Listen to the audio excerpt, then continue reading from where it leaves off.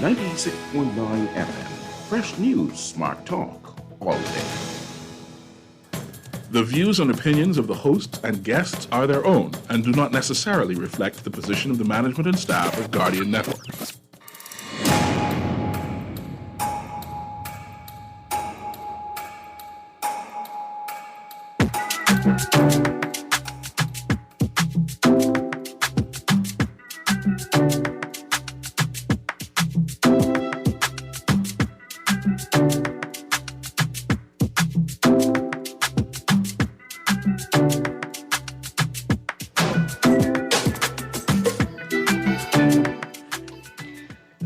Yawning this morning. It is Friday, the 28th of May, 2021. You're tuned into Guardian Radio 96.9 FM. My name is Erin Greene, and this morning we are on the clock. I'm so happy to be here today, not just because it's Friday, and that means tomorrow is the weekend, not just because once we get past this weekend, we have another holiday weekend coming up. I am excited because it is still mango season. Now you say, man, Erin, you only been talking about mango for like 4 weeks, 5 weeks. How could it not be mango season?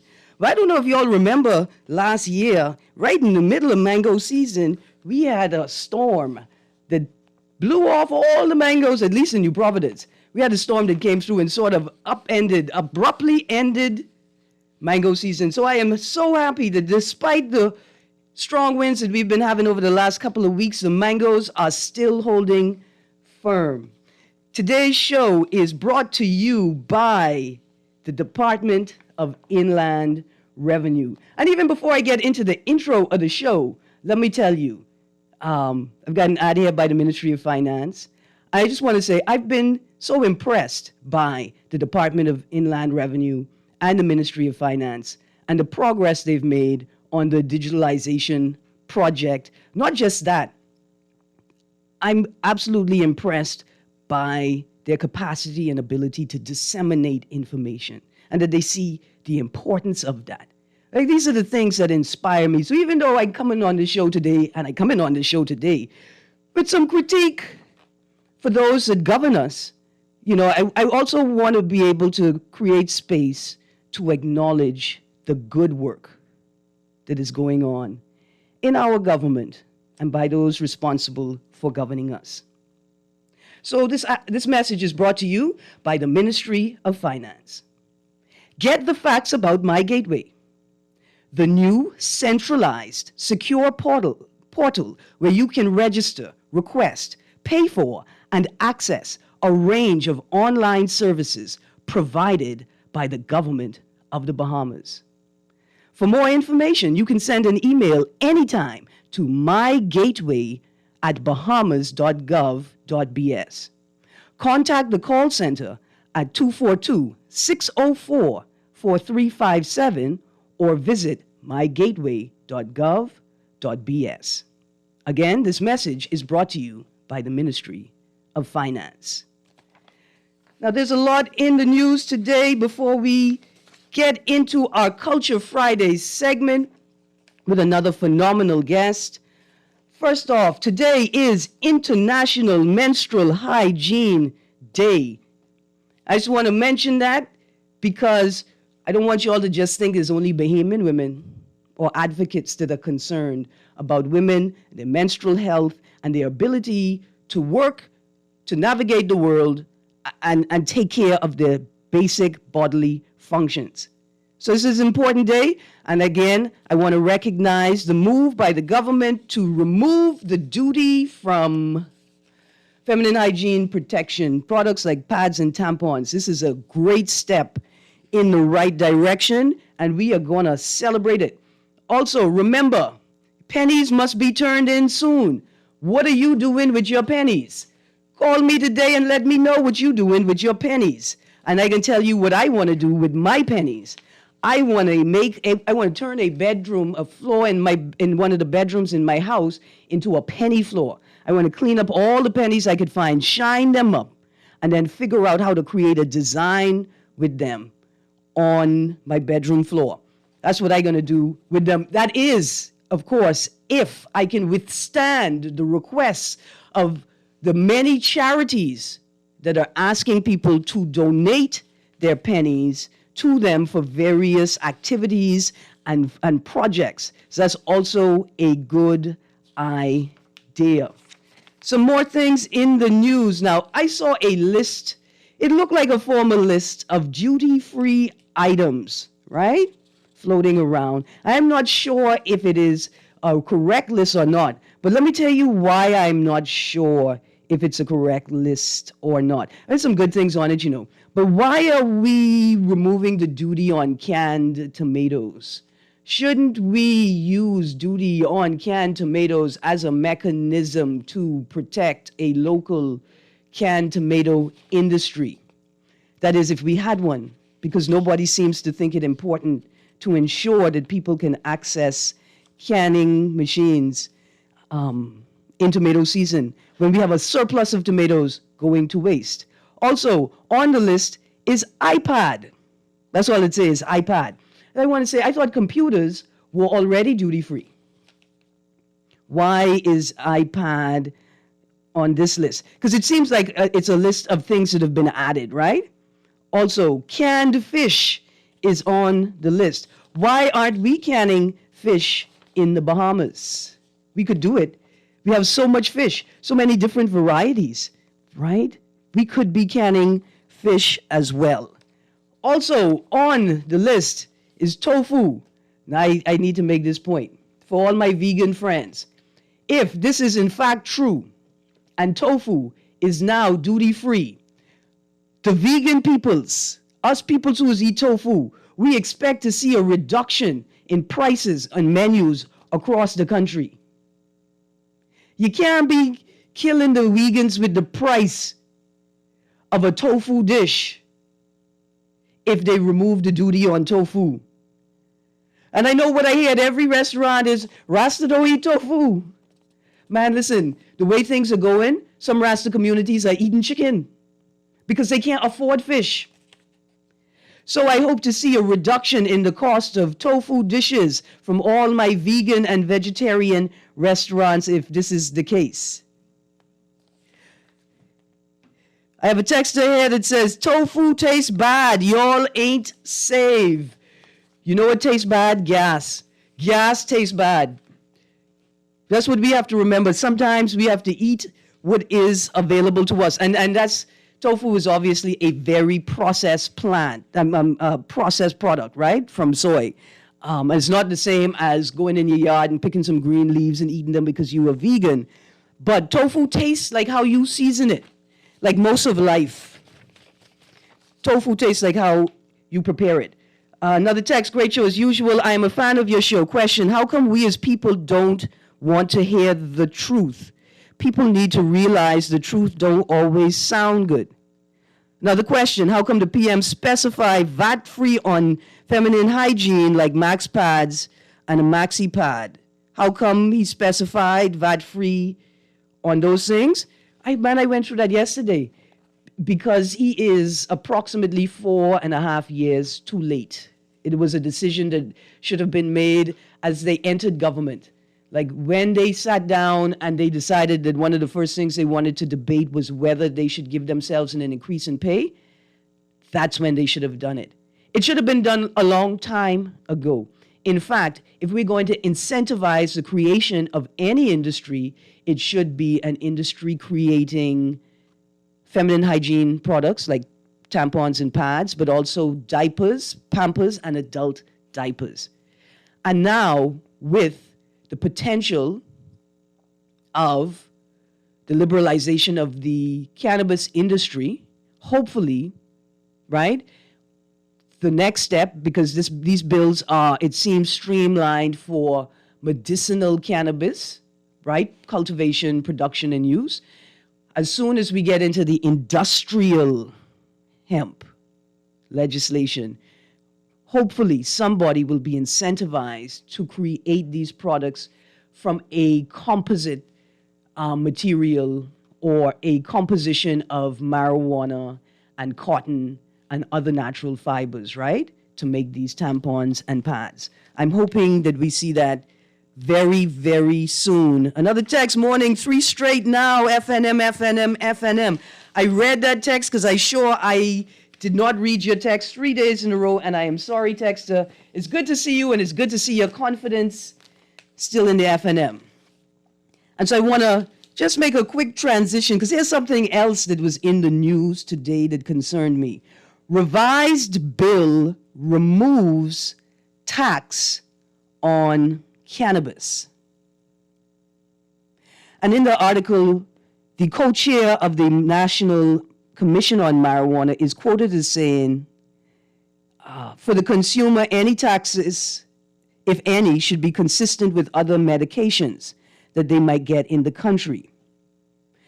And so what they're saying is, if you are purchasing a medicinal marijuana product that was prescribed to you by a doctor, you shouldn't have to pay taxes on it in the same way that you don't have to pay taxes on other medications prescribed by a doctor. But he goes on to say, but from the back end, I think for the various stages of processing, manufacturing, and cultivation, there should be some licensing structure to help regulate the industry and also generate funds. He said taxes on the back end process of the industry should not be prohibitive to discourage Bahamians from partaking in the industry. So, watch this. Don't you have to get a license to participate in this industry? Isn't that like a fee? Isn't it like a licensing structure to help regulate the industry and also generate funds? Doesn't that already exist in the legislation? Why are y'all stuck on taxing a tax? Why do y'all continue to push this as a viable model? As soon as I make some actual money from these 10 billion soursop I have, I lie, I don't have 10 billion soursop, please don't call me. I am going to launch a legal case and to find out why is the state taxing taxes? Why are you charging us VAT on duty? Why would you charge a tax on a business that I already have to pay a license for? Is this really just an exercise in making money and generating revenue? Are we really thinking through what it is we're doing here? So I say that's why I'm a little confused by the things on this duty-free items list. Why is canned fish duty-free? Why aren't we figuring out how to encourage a local fish canning industry? I just wanted to put that out there. Also, I wanted to note in that very same article in The Guardian today, further on it says, however, legislation to decriminalize small quantities of cannabis and legalize medicinal cannabis was not among those bills tabled recently. Y'all pay attention to this, especially to the people who are already smoking and feel like just because the government is having a conversation that you are freer to smoke in public. The thing's still illegal. And even when they pass legislation to decriminalize it, it will still be illegal. It's time for Bahamians who are serious about decriminalization and liberalization of marijuana to form real, substantive lobby organizations. This ain't no more play thing. Get serious about it and invest money in it, please. And I've got a couple of texts here. I have a rent-a-car company, and he said duty-free on for a business. So when I bring in my car next week on the Betty K, I don't expect to pay customs duty on that car. Dear texter, don't play. Don't play. Go find a lawyer, go find a tax lawyer, and make sure that you're doing the right thing here. Make sure you're doing the right thing, please. And I don't know if those apply yet. I don't even know if the thing has been passed. So don't play. Don't get your car seized. Another text. Only good thing about tofu is that it looks like cheese. Soy is a hormone disruptor. When I am king of the world, all soy will be turned into soy sauce. I mean, that's a vibe. It is a hormone disruptor. And we should be careful about the amounts of tofu that we're consuming and the amounts of soy that we're consuming on a regular basis, considering the country's collective experience with cancer, and in particular, breast cancer. Good morning. Oh my God, I took a weekend trip to the island of Staniel Key. Extra. Didn't take no essential with me. Went to the grocery store. It's a disgrace on the prices on grocery items in those stores. How do the people survive on that key? Where's the price control? Please, they need to go there. The prices are over ridiculous. Thank you, Texter. We need to have a whole show on this, right? Because these things trickle down as they pass down to the family islands. Right? Some people, that is why so many people are moving to the capital, because they're trying to figure out how to survive. We do need real economic reform and price control, but real. See, you can't just remove the duty on an item. You need regulations in place to ensure that the businesses will not take advantage of that reduction on duty, but not pass on the reduction to the customer. Another text, you give me strength and hope for the Bahamian people. Please keep up the good on educating the Bahamian people on how to think. Thank you. I thought there was little hope, but Bahamian people like you will save the Bahamian people in our beautiful islands. Thank you. Just note this. There are tons of Bahamian people like me out there. And that's where I get this from. Examples, role models, people who showed me that there are ways to do this thing. So thank you very much, and let this be encouragement to all the people out there who are lending their voices to their communities to try and make a better country. I see we got a caller on the line. Caller, you're on the clock. Hey, good morning, Miss Greene. Hey, good morning. How you doing? I am blessed, man. To wake up and good morning to those who wake up in the land of the living. Miss Greene, you could swim, right? Yes, sir. I can carry you down in some deep waters this morning. So you have on your diving suit or your oxygen tank. Let me ask you a question. Uh-huh. Out of all of the concessions that our honorable, kind-hearted Prime Minister gives to the Bahamian consumers, right? When, how, and where we can get this money to pay back? That's one, right? Okay. If you give concessions on just about everything, right?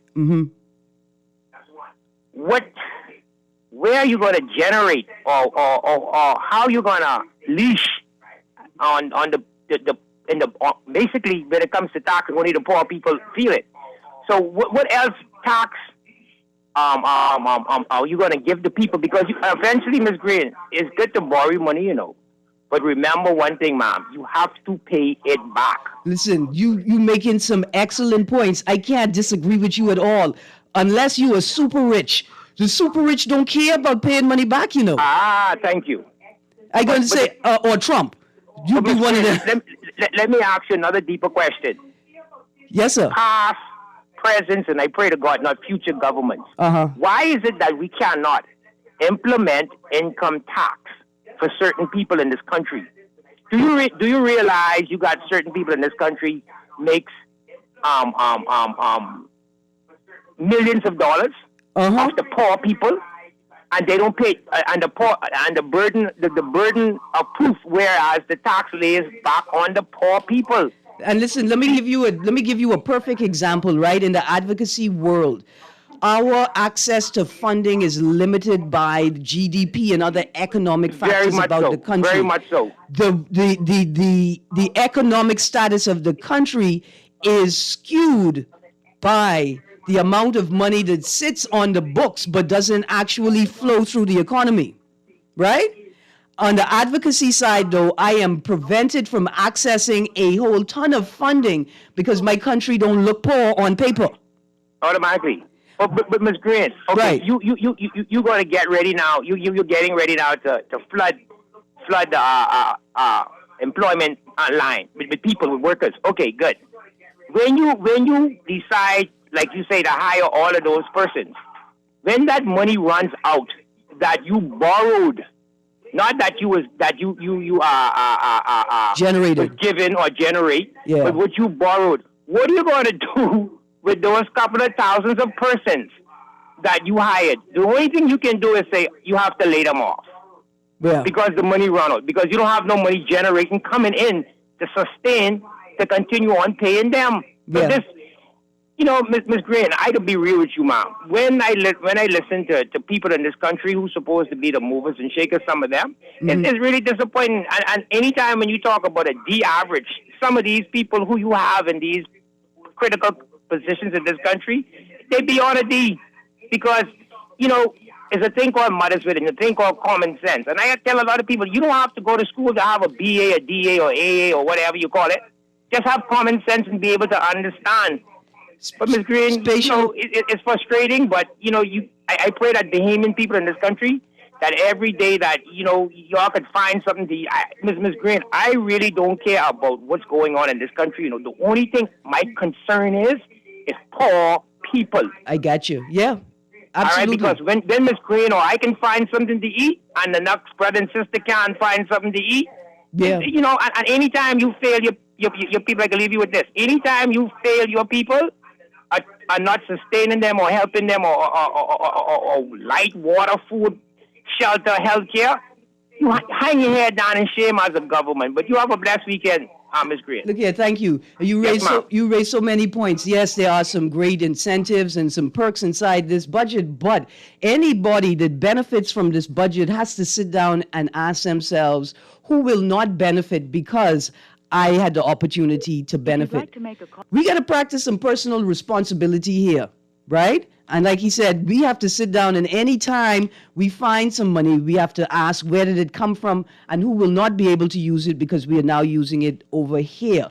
And so when I hear people say and start to say things like, oh, people, we're going to be poor and we got to eat ramen noodle and the thing going to be rough, I want to remind people that you could make your own noodles, you know.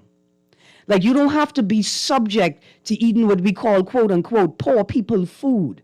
It's poor people food because of the quality of the production. But you could make noodles. You could make a high quality noodle at home for less money that you spend in the store if you do it properly. If you buy the flour in bulk, if you store it properly. You see what I'm saying? If you invest in some bags to freeze it or to dry it out properly, right? Like, we could do this. You don't have to be poor. You don't have to live in poverty. We can come together and organize and strategize. Oh my goodness, we are running out of time, and I have so much more I got to touch on in the news before we get to our Culture Fridays segment. So let's start here. Dear Mr. Kwesi Thompson, today I want to apologize to you for giving you a hard time in my intro. I was very concerned about you and how eager it seemed that you were to be carrying the red box that I like to call Pandora's box. I want to apologize because maybe I didn't make it clear to you why I was concerned. I was concerned because it seemed as if you were not concerned about the potential of the political culture consuming everything in its path. And even today, just today, in The Guardian, I could see that my concerns were not far off base. Minister of State for Finance, Kwesi Thompson, said yesterday the Bahamas' economic recovery is dependent on the willingness of Bahamians to get the COVID-19 vaccine. So far, however, the government has only secured enough vaccines to vaccinate 60,000 people. Hear that? The Minister of State for Finance yesterday expressed that our economic recovery is dependent on the willingness of Bahamians to get the COVID-19 vaccine. However, y'all only been able to secure 60,000 vaccines, or 120, enough to vaccinate 60,000 people. There's a part in here where he said that we have to look at it holistically. We want you to look at this holistically. The reality is that if we as a nation are able to reach our target quickly when it comes to vaccination, then that makes us a far more attractive country when it comes to tourism. Dear sir, see when you touch that red box, strange things has happened. You want us to look at it holistically?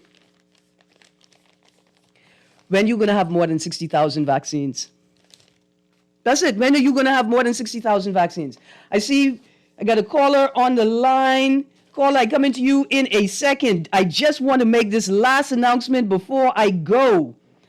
I, too, would like to say congratulations to Mr. Eugene K. Robinson, celebrating his 50th anniversary of graduating from SAC, class of 1971. There is an ad in today's Guardian. And let me tell you something. Y'all don't know school pride until your alum put an ad in the paper celebrating the 50th anniversary of graduating from SAC. Now, mind you, this gentleman from SAC has done some big, big things in this country.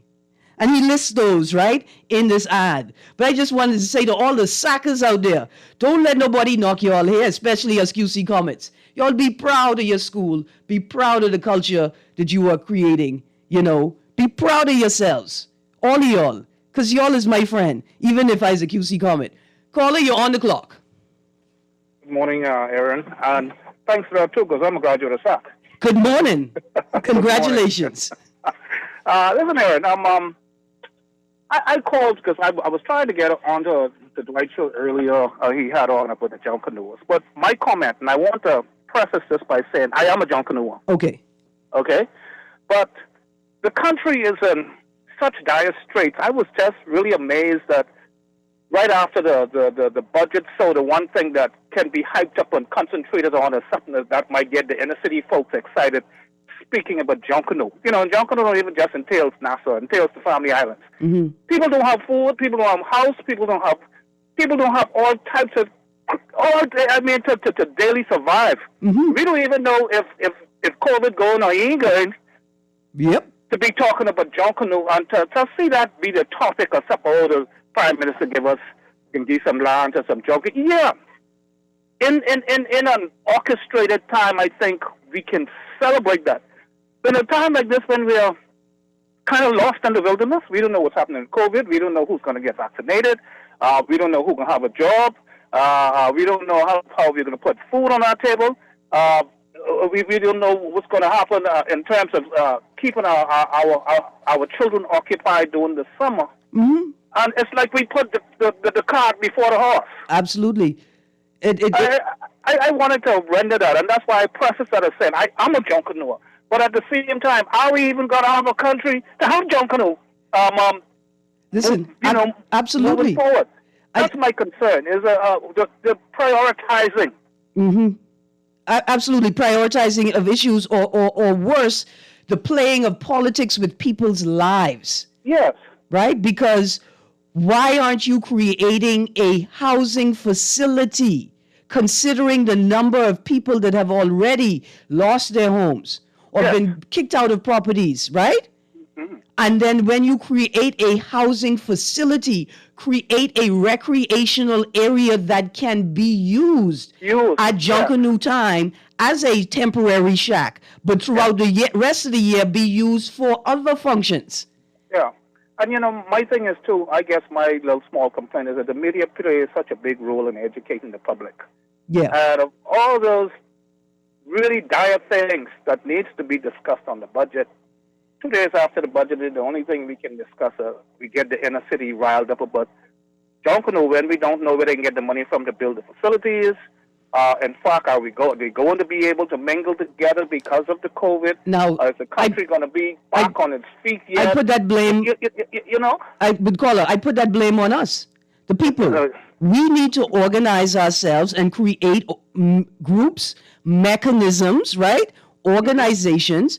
There should be a private sector body that gives a stipend to COB students or UB students or young, just new graduates to pass through the debate. So by day one, we already have info to talk about and to analyze and to critique. And by the end of the week, we could engage the public with a small, a short-term discussion on the budget points, right? Yeah. But it's up to us, the people, to invest in what we think is important to us. Yeah. But listen, I gotta go. Okay. My guest is in the Zoom room waiting to bust through on the show, and it's a fabulous guest this morning, man. Okay, thanks All for right. allowing me to comment. No, man, absolutely. You made a wonderful point. And it's Culture Friday, right? That's why I take it. It's Culture Friday, and it's a good point. This is from a junkanua telling you that he's not quite certain why you making these budget allocations, what's the point, and whether it's the right thing to do. It's good things, man. Come in. Let's roll into a break. And when we come back from this break, I'm going to introduce my guest for this week's Culture Friday segment. You're listening to 96.9 FM. You're on the clock with Erin Greene on this Friday, the 28th of May, 2021. Stay tuned, because I'm going to have some mango news at the end of the show. Have a great break. Go get some juice. Go grab one mango off the tree or some cherries. See if you have any dilly left. Come back to your radio. We'll be right here on 96.9 FM.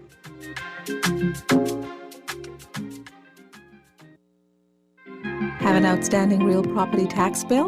Take advantage of our Real Property Tax Forgiveness Program. Bring your account to zero and receive a 50% discount on your outstanding tax and surcharge past 180 days. Or get a payment plan. Make a 25% deposit on your outstanding tax, receive a 100% waiver on the surcharge, and pay the difference within 36 months, interest-free. Contact the Department of Inland Revenue at 225-5778 or email us at rptforgive@bahamas.gov.ps. Offer ends May 31st. COVID-19. Do not panic. Be prepared. Stay informed about local COVID-19 updates from trusted and reliable sources. Wash your hands regularly and be sure to have hand sanitizers readily available. Keep your surroundings clean and disinfect all surfaces that carry germs. Talk to your family and friends about protecting themselves and staying healthy. For more information on COVID-19, check the Ministry of Health's website at www.bahamas.gov.bs/health and the Bahamas Ministry of Health Facebook page. This message brought to you by Bahamas Ministry of Health in conjunction with Guardian Radio.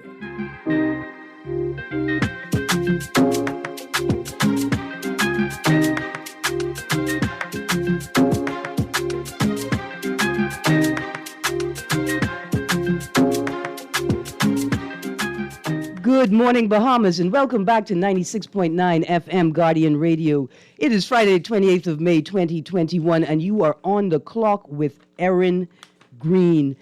And today is a Culture Friday. I love Culture Fridays. I love engaging with artisans, cultural stakeholders, young professionals who I may not know of at all, I was barely familiar with, and introducing them to the Bahamian public. Some people have never heard of them before. Some people are familiar with their work and cherish an opportunity to hear from them. So far, the list of guests that have been provided by Cultural Experience Productions and Angelique McKay has been phenomenal, right? And when you see the amount of talent in our country, you ask yourself, well, why are we worried about tourism at all? Why are we worried about tourism at all if we have a country full of not just creative people, but performers and producers, people who can take creative ideas and bring them to life? And so it is my pleasure to introduce my guest today, Mrs. Ianthia Smith Ferguson, local blogger and media influencer. But not just that, she's a media specialist, a content creator, and a creative in her own right. Good morning, Ianthia Ferguson. How are you? Good morning. Oh my, Kermit. Is she there? Good morning, Ianthia. Are you still there? Can you hear me, Erin? Oh, I can hear you now. There we go. There we go. Good. Okay, perfect. Thank you so much for having me. Yes, listen, and my apologies for taking so long to get into the show, but maybe you have figured it out by now. I intend on having you on again for another segment. Oh, okay. Good to hear. Well, I'm here whenever you need. Absolutely, and you better be, because because of the rich catalog of work that you have developed in the Bahamas. your experience as a TV anchor means that we have to cherish you and look to you to help us build this country. Definitely. I'm here for whatever you need, whatever the country needs, wherever I can help. Always willing to, just be there and lend a hand. Absolutely. Now, in the time of COVID and during this pandemic, we should have seen by now that our creatives and our content creators, our musicians, our writers, our comic strip creators, these people are or should be recognized as essential workers. Yes, I think during the pandemic and just everyone being home and locked down and locked in for so long, people had no choice but to tap into their creative strengths. And I think so many new businesses, so many new ventures, so many new projects have been born out of, what was a really downtime for the world pretty much. And I've seen so many people just come out of this thing swinging. People who didn't consider themselves creatives are now considering themselves a creative just based on what they were able to birth during the pandemic. And so whether that's, learning how to plait straw, learning how to make your jams and your jellies at home, learning how to bake, learning how to cook, learning how to write or shoot videos right at home to post online, I have seen personally so many people just come out of this thing ready to take on just a new way and a new form of life for themselves. Absolutely. Listen, there was a moment in the middle of the pandemic, right, where I was becoming more and more frustrated with the uncertainty and becoming a bit depressed with the inability to generate income in my normal businesses, right? And there was a reporter on the street doing interviews with, on the street common man interviews, and this reporter stopped and asked this woman if she got a test yet, right? Mm-hmm. And she tapped her ear and started snorting and said, "No, I have sinus. I can't mess with that," right? And nobody knew. No, I think very few people in that very moment knew that she was a comedian, that she is a comedian. Wow. And a social media, like she did the thing, and you're not supposed to do this on radio, but she did the thing where you go, right? And you clear your sinuses. And the reporter was stunned. And it was in that moment, I laughed and I laughed and I laughed and I laughed until the depression lifted entirely. Wow. And then I had to tell, because everybody was like, "Oh, you see that? Some people so silly or ignorant," right? And then I had to point out to people that, no, this isn't ignorance. This is comedic brilliance, right? Yeah, comedic relief. Maybe that's why she got through the pandemic by just, laughing at herself. And I think a lot of people were able to make it through the pandemic because every time they turn on their phone is another Bahamian, someone who sound like them, cracking a joke or bringing a funny word, turning a little moment into some creative content to brighten somebody's day. Absolutely. And I think, my space, my zone in the creative space really hinges on being a digital content creator. Whereas I write, I shoot videos, but creatives as a whole, that spans such a wide area of who a creative is. You're a creative, Erin, radio talk show host. We have singers, songwriters, like you say, our playwrights, our comedy and skit writers. We have creatives of all sorts who are just literally making people's lives happier. And I think, that's something that should be recognized, should be applauded, and on a greater level, should be kind of taken care of, like you said earlier, we need to take care of our people. And I think the space that we are in needs so much more coming together, first of all. Yeah. And second of all, we need a lot more recognition than we're getting right now. Absolutely. But I think generally, like globally, we don't acknowledge the true contributions that creatives, whether, artists, visual, hand and pen to paper, or digital artists and technicians, we don't acknowledge. And it's almost as if we cannot see yet. We don't actually have the capacity to see everything that they touch. The signs that they create, the websites that they create, the pamphlets, right? Right.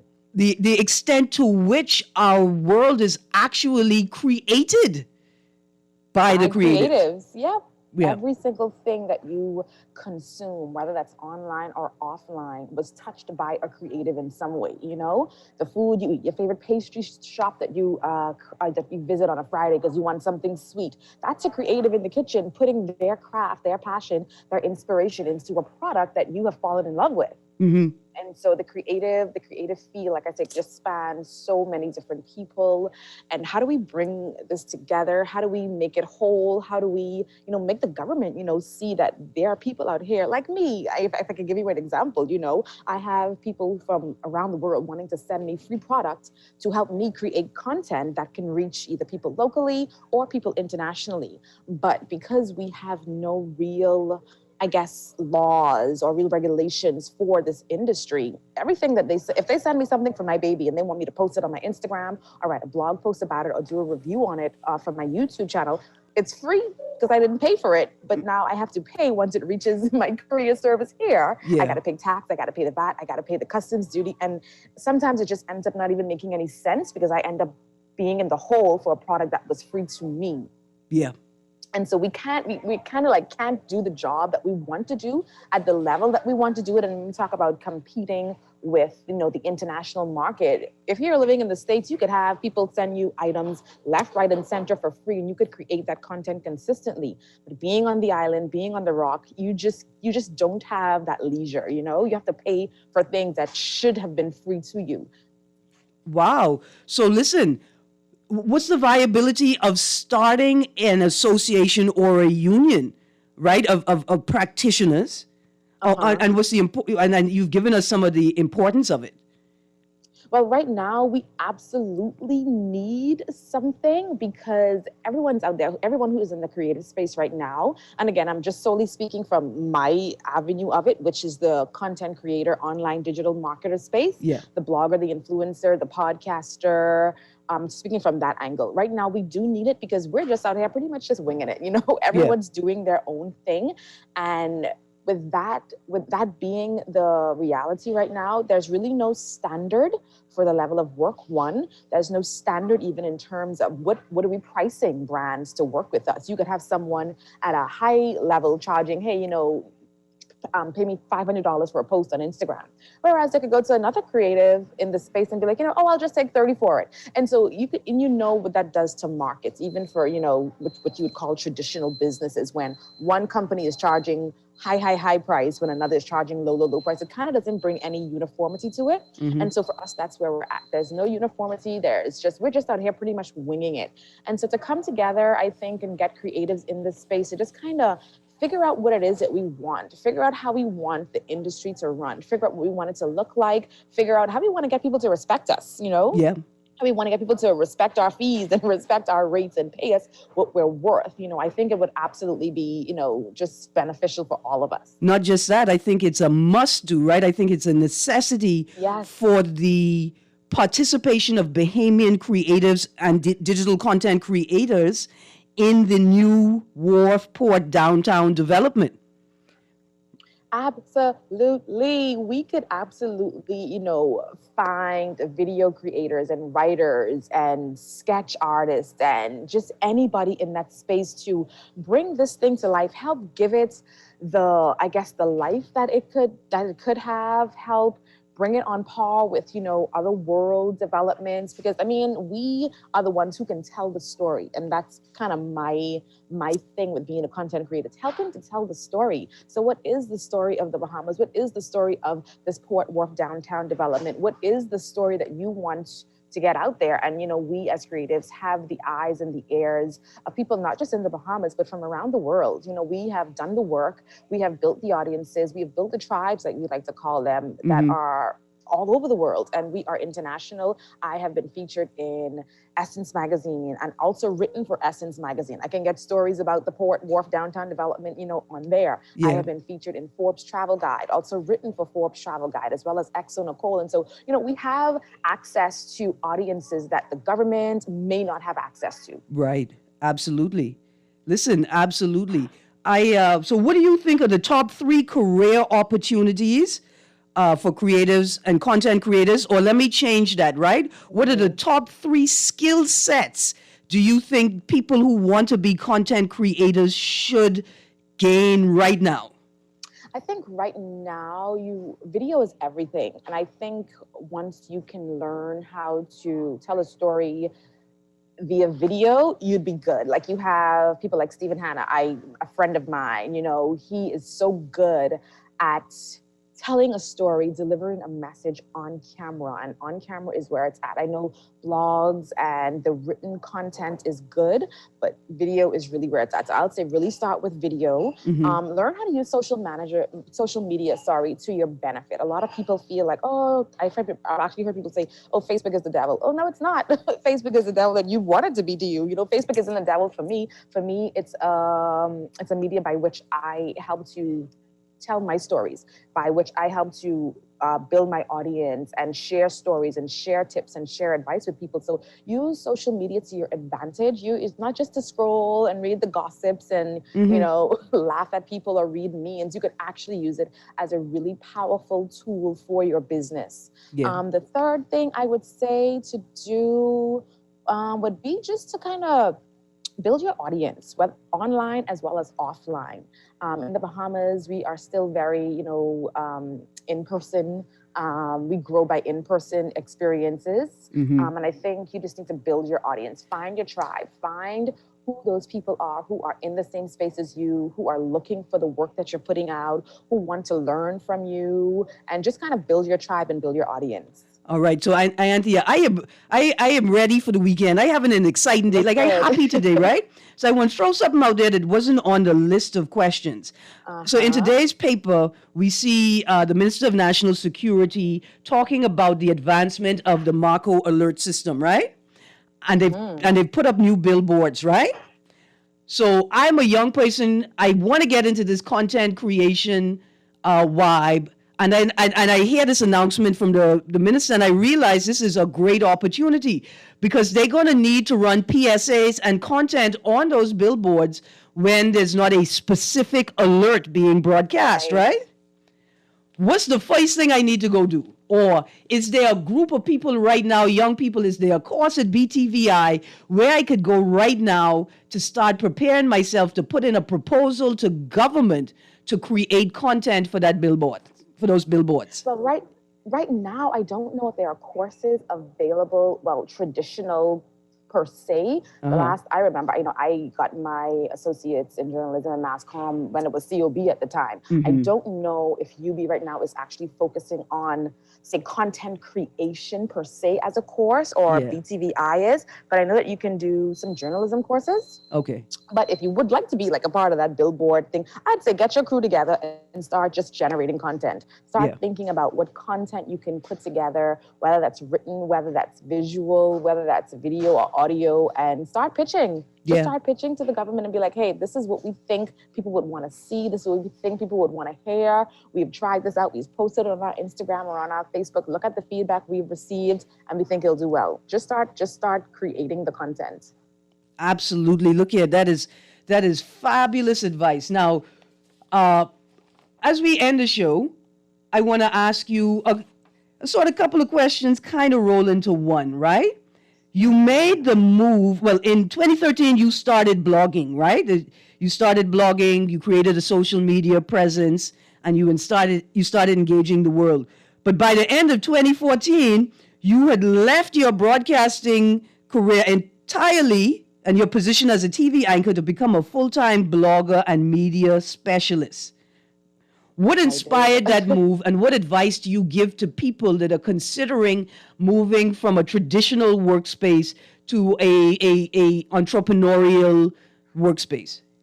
Well, what inspired the move, I just needed to breathe. I just felt like I needed some time away from mainstream media. People don't realize, but I actually have been writing for the Nassau Guardian. That's where I got my start, since I was 16 years old, still in high school, working for the student section that they had. And that I just loved being in that space. But I had worked at the Tribune, worked at the Guardian, worked at ZNS, worked at GCN. And I'm just like, none of these places at the time were giving me what I wanted, and that was to more so be an entertainment reporter. I wanted to create entertainment driven stories and videos, and it was just all about crime and politics and unions. And I'm just like, I just need a space where I could be that entertainment reporter that I wanted to be, and I just started out with a web show called The Click, where I was just interviewing local artists, local singers and writers and performers on the scene here in the Bahamas. And it started to pick up, and I started my blog as well, where I just was talking about my everyday life. And Awesome. People started to read it and comment and, just get into what I was doing. And I'm like, you know what, maybe I can just try this. Maybe I can just try this and see what happens. And I literally just cold turkey quit my job to pursue my career to be an entertainment writer. And I am still here kicking and going. No, man, absolutely. And you're one of the country's leading bloggers and social media influencers and writers. Thank you. No, absolutely. Thank you for the contribution you've made to the country, not just documenting culture, but growing culture as well through your own participation in it, right? And through that which you create yourself. I am tongue-tied right now because I'm trying to figure out how to ensure that you come back for the second show, because I would like to construct a panel of professionals to discuss the potential opportunities that will arise or that may arise or that can arise. We could force them to arise with the new Port Wharf downtown development. And I think that the confidence that experienced practitioners have brought to this Culture Fridays segment is all these young people need to head them down the right path, right, in terms of their own personal and professional development. Yes, I think we're in a good spot right now just to burst at the seams with growth, because we have so much talent, much talent in this country. And I think we just don't know how to tap into that, especially in a field that's so non-traditional. Like we're just used to, the traditional way of doing life and doing careers. But now we have this big pot of Bahamians who are just sitting on our hands and like, okay, what's next for us? How can our government assist us? How can we, just bust out of the seams? And when you compare yourselves to creatives like in the UK and in the US, I'm just sitting like, the opportunities that they get, I'm like, I just wish we just had just an ounce of that, but we're at the place where we can make this something, but again, we need that little come together, that come to Jesus moment, that come to Jesus body of creatives who can sit down and say, you know what, this is how we can kind of just build a community and an organization around what we're doing. Right, and organize, strategize, and build the partnerships necessary with the institutions that have the funding necessary to elevate the entire industry. And so what I'm saying is we're not necessarily making content for tourists first. We make content for ourselves first. Absolutely. Knowing that the people come here will be delighted to learn about us. Yes, I agree. I mean, the majority of my target audience right now are Bahamians because they want to hear the stories of people who look like them, who sat in 7th grade biology with them, the people who they see in the food store. Like, they want to hear from us. And so that's who I really create my content for. If it reaches someone outside, great, awesome. But my main people in my tribe are absolutely Bahamians. Absolutely. Ianthia Smith Ferguson, thank you so much for joining me today on the Clock in our Culture Friday segment. I got to read just a couple of texts before Kermit kicks me off the air because, Levon Millen unleashes up next, and we can't miss that. But my first text, good morning. I'm going to throw all my pennies after these politicians. If you keep thinking like that, you could throw all your money after them too. Don't think like that. Let's do something constructive with our pennies. I don't know how you can talk about forming a canning industry and you are the same one talking about increasing minimum wage. We will never have factories because our labor is much more expensive than Mexico and other places where they have cheaper labor. We had a tomato factory and it was too expensive. No, it wasn't too expensive. It wasn't too expensive at all. We just have more dollars and cents and we could fix that faster than BPL could fix the problem with continuous electricity supply. Another text, I have a way to generate money. If I vote FNM and FNM win, I don't have to pay VAT. But if the FNM win, whoever vote PLP and DNA have to pay double VAT and double taxes. Man, look here, that's called a game of chance. And it's unfair. I mean, that's hilarious text, but unfair. Good morning. That text is so right. That island, Staniel Key, the prices in those stores are overpriced, terrible, bad. The price control need to go over there. They are overdoing it. The tourists complain a lot too. Trust me, they don't have no other choice. I'm going to be honest with you. Price control needs to go to BPL. There should be a Department of Price Control at BPL to determine why for decades your light bill was the same as your mortgage. That's where we need price control. We need to fix the energy crisis. We need to decide how we are going to ensure that family islanders have reasonably priced electricity, not subsidized by New Providence, by solar and other alternative means. We are destroying our family islanders and family islands. We have no care or concern for them. People could barely afford to live and buy pads and tampons. Gas in some places is almost twice it is in Nassau. This is ridiculous what we're doing to these people, and they deserve better because they are us, equal and equitable participants in this country. Thank you, Kermit. Because I was just about to call Kwesi Thompson's name and tell him to remember whenever you have that hand on that red box, you are taking responsibility for the entire country. Thank you for joining me today. I've been on a long time. I'm sorry I couldn't get to all your texts. I want to say thank you to Ianthia Smith Ferguson, and thank you to Mr. Levon Miller for not rushing the room and taking the mic, because I know he has a show lined up for you guys today. Thanks for tuning in to On the Clock with Erin Greene, and I will see you guys on Monday. Have a wonderful weekend. Enjoy yourself and take care of each other.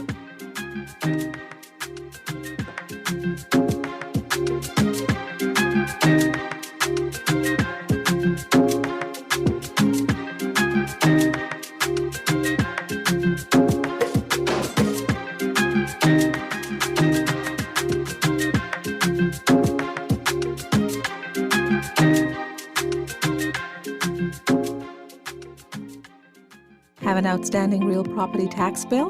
Take advantage of our Real Property Tax Forgiveness Program. Bring your account to zero and receive a 50% discount on your outstanding tax and surcharge past 180 days. Or get a payment plan. Make a 25% deposit on your outstanding tax, receive a 100% waiver on the surcharge, and pay the difference within 36 months, interest-free.